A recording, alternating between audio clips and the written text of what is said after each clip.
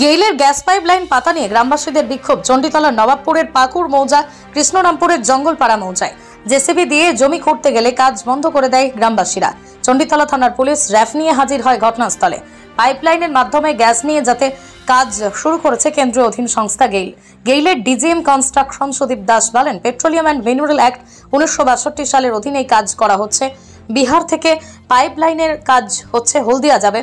বর্ধমানে পাইপলাইন পাতার কাজ শেষ। হুগলিতেও প্রায় 90% কাজ হয়ে গেছে।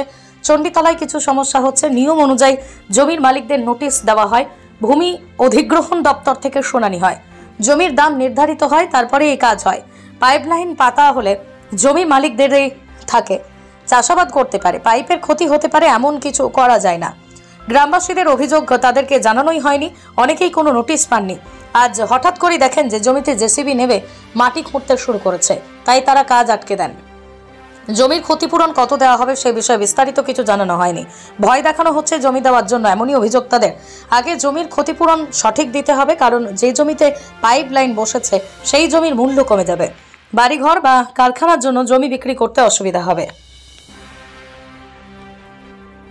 অবশেষে চাষিদের দাবিকে মান্যতা দিয়ে কাজ বন্ধ করল জেলা প্রশাসন।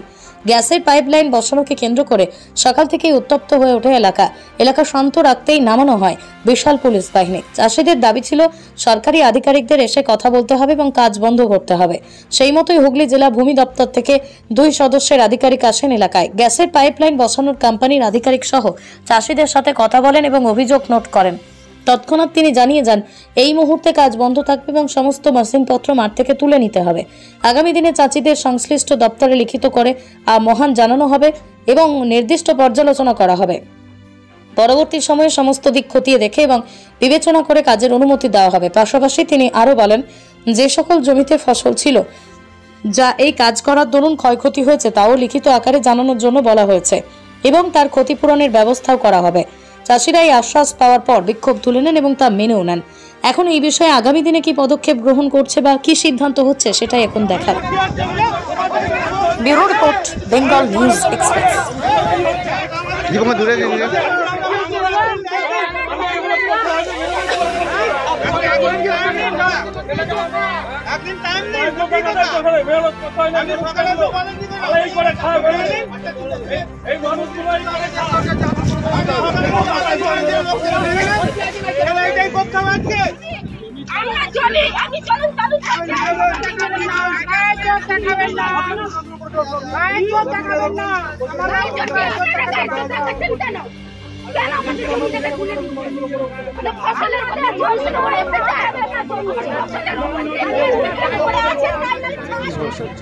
সমস্যা জমি নিয়ে, জমি আমরা দেবো না নয় বলছি না, জমি ন্যায্য দরে কিনে নিতে হবে। পুরো জমি আমার 1 কাঠা জমি নয়, আমার যে জমিটা পড়বে পুরো জমি নিতে হবে ন্যায্য দরে, সরকারি রেটে। আমরা ওইটাই চাই। এখন কি হচ্ছিল, কি নিয়ে সমস্যাটা তৈরি হলো? সমস্যা টাকা পয়সা কিচ্ছু দেয়নি। এখন কি কাজ চলছিল? হ্যাঁ, কাজ করছে, এই তো দেখতে পাচ্ছেন কাজ করছে জোর করে, কোনো না জানিয়ে। কারা করছে এটা? এটা জেসিবি থেকে লোক এনেছে, ওএনজিসি নাকি তেলের তারা। কি নাম আপনার? আমার নাম শৈলেন্দ্র। আমাদের বলে গেলেন স্যার যে বুঝবে, স্যার করবে, কিন্তু কোনো কথাই হচ্ছে না। রেট অনুযায়ী যেটা আছে সেটাতে 21 লাখ টাকা দিতে হয়, সেই অনুযায়ী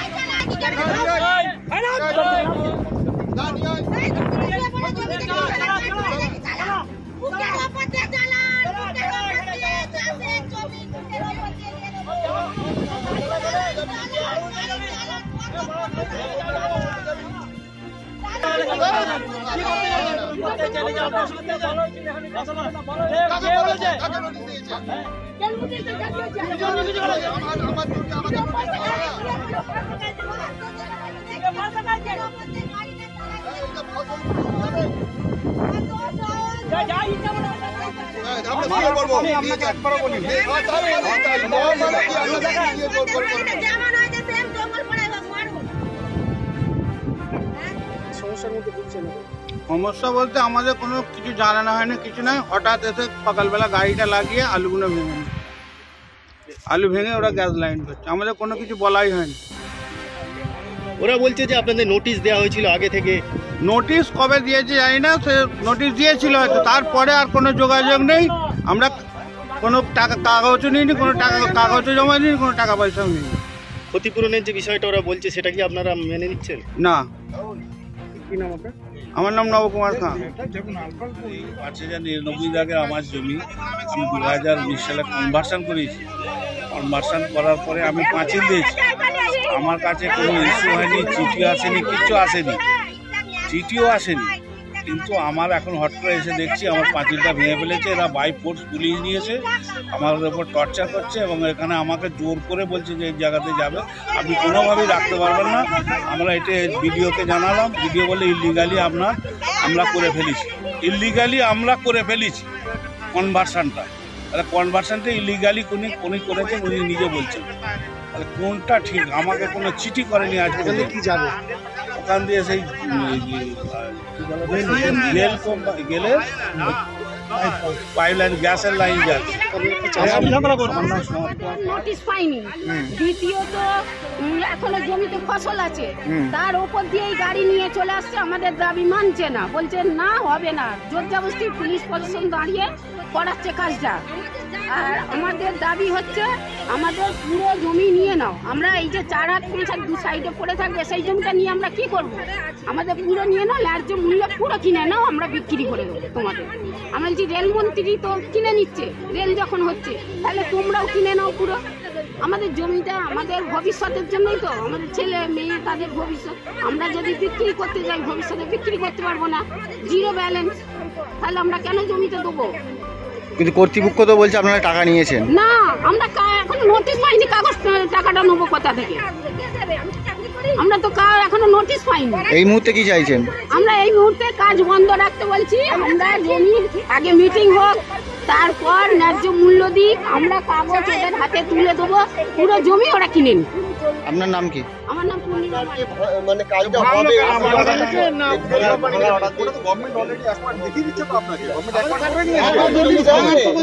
আবার সে একবার করে নিয়েছে মানে কাজ করতে হবে।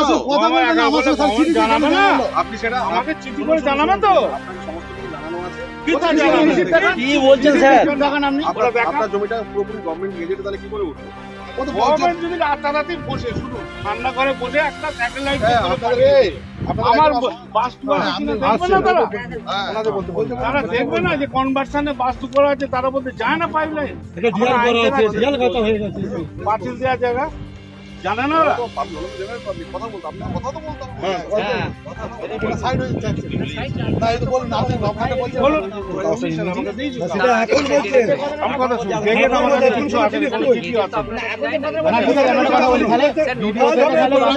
পারমিশন কেন দিল?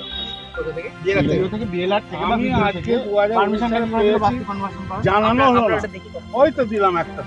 এখন কত জায়গা দরকার পড়েছে? কথাটা বলতে দাও। হ্যাঁ হ্যাঁ, আপনি দেখুন।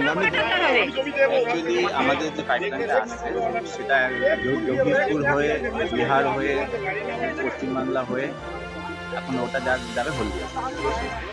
তো সেটার মধ্যে আমাদের বর্ধমানে কাজ মোটামুটি শেষ, হুগলিরও কাজ 90% প্রায় হয়ে গেছে, সেগুলো হয়ে গেছে। এখন এইখানে জঙ্গলপাড়া, বাঁকুড়া, মাসাতে এসে একটু প্রবলেম আমাদের হচ্ছে, কিছু অবজেকশন আছে। আমরা যে কাজটা করি মানে ন্যাচারাল গ্যাস পাইপলাইন, ওটা হচ্ছে পেট্রোলিয়াম অ্যান্ড মিনারেল অ্যাক্ট 1962 অধীনে। তো এই অনুসারে আমাদের যে কম্পিটেন্ট অথরিটি হচ্ছে মানে special land acquisition officer Hooghly ডিস্ট্রিক্টের, মানে যিনি হুগলিতে।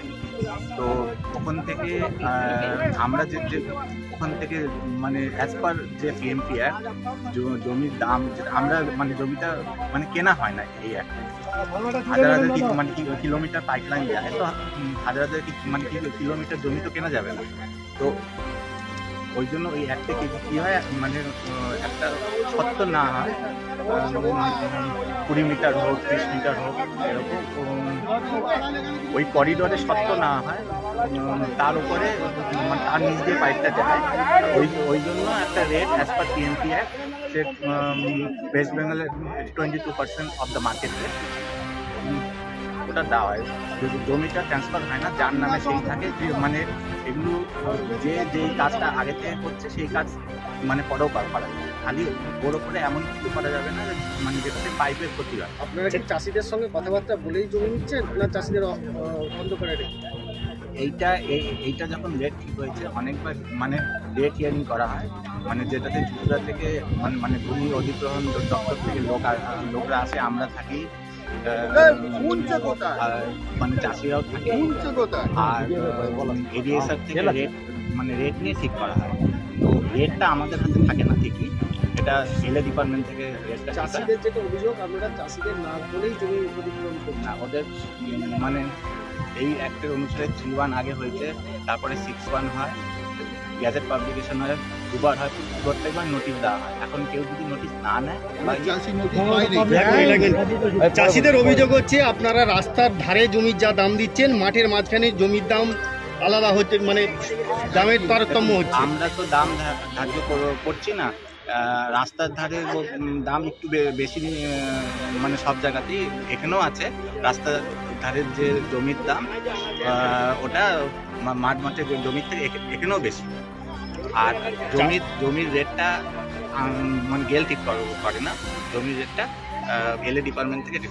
এদের অভিযোগ হচ্ছে ফোরে পাঠানো, দালাল পাঠানো হয়েছে, দালালরা বাড়ি বাড়ি গিয়ে হুমকি দিচ্ছে চাষিদের, আপনারা জোর করে জমি নেওয়ার জন্য অভিযোগ করছেন। আমাদের এই রকম ধরনের কাজ করে কোনো লাভ নেই, সরকারি বন্ধ করা হবে। এরা তো বলছে বাড়ি বাড়ি আনাচ্ছে বানাচ্ছি কি দেখেন, বাস্তু করা দেখাতে হবে, কিন্তু আনাচ্ছি বাস্তু দেখাতে হবে। নাম সুদীপ দাস, ডেজিগনেশন আমি ডিজিএম কনস্ট্রাকশন। জমিটা আমার অধিকার আছে, জমিটা আমার দাদুর জমি। Plot number 667।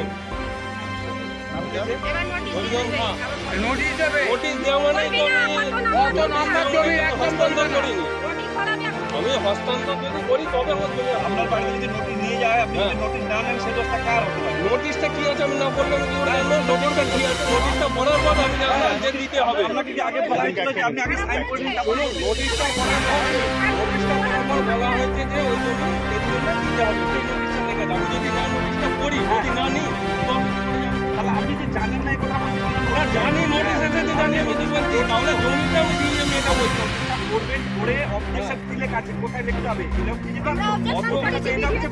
অবজেকশন তো আমাদের করাই আছে, কার প্রমাণ কর করুন।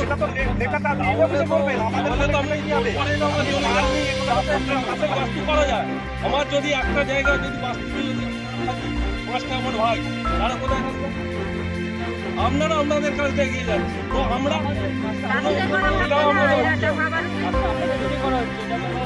আমাদের জন্য তো কোনো উপকার হচ্ছে, কাজটা ভালো করে দিয়ে যাচ্ছে,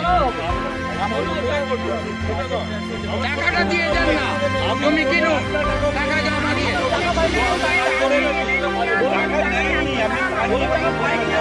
পাইনি তো, হ্যাঁ ওটা আপনাদের খাতায় আছে, ওই রকম লেখা খাতায় থাকতে পারে, কজন নিয়েছে বার করুন। আপনি কবে মনস্থির করবে, তারপরে সেটা আমাদের ভাইয়ের ব্যাপার।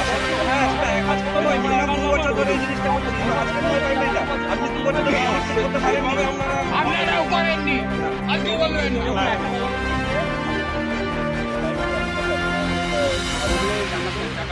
আপনাদের ক্ষমতা বলে আপনারা যা ইচ্ছা করতে পারেন, ঠিক আছে? আপনাদের ক্ষমতা বলে আপনারা যা ইচ্ছা করতে পারেন, বাট আমি কিন্তু জমি এখনো দিইনি, আমি কোনো একটা টাকা পাইনি এখনো জমি, ঠিক আছে? আপনারা যে নিচ্ছেন ইলিগাল নিয়ে যাচ্ছেন, তার কোনো ডকুমেন্টস আমার কাছে নেই, আপনারা নিচ্ছেন জোর করে, জোর করে এটা নেওয়া হচ্ছে।